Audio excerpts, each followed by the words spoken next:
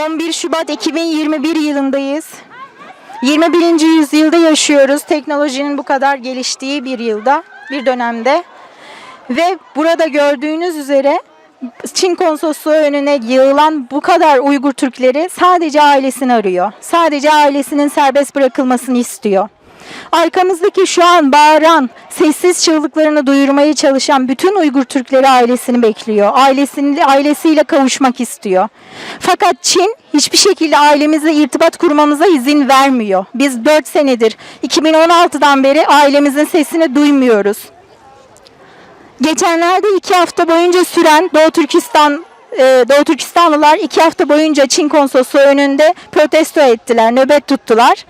Daha sonra bunu yasakladılar Çin konsolosluğu ve bize şöyle bir açıklamada bulundu. Dediler ki bu tamamen Amerika'nın oyunu. Bunlar tamamen sistematik bir şekilde planlanmış bir oyundan ibarettir dediler. Yalancı olduğumuzu söylediler. Düşünün ki 21. yüzyılda yaşıyoruz. Ailemizle hiçbir şekilde sosyal medya üzerinden dahi irtibat kuramıyoruz. Bizim herhangi bir devletin, herhangi bir toplumun, teşkilatın bir gazına ihtiyacımız yok ki.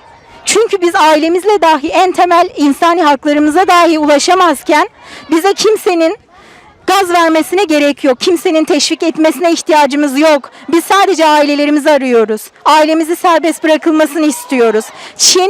Çin hükümeti buna dahi daha cevap vermediler. Veremiyorlar da. Ve hala bizi Amerikan ajanı olarak yalanlamaya devam ediyor. Bütün dünyaya bizi terörist olarak bildirmeye çalışıyor. Burada gördüğünüz üzere çocuklar da var. Peki bu çocuklar, masum çocuklar terörist olabilir mi? Eğer babasını, annesini özlüyorsa bu çocuklar neden terörist oluyor? Biz insanlıktan ses bekliyoruz. İnsanlığın, Türk kardeşlerimizin İslam dünyasının ses vermesini istiyoruz.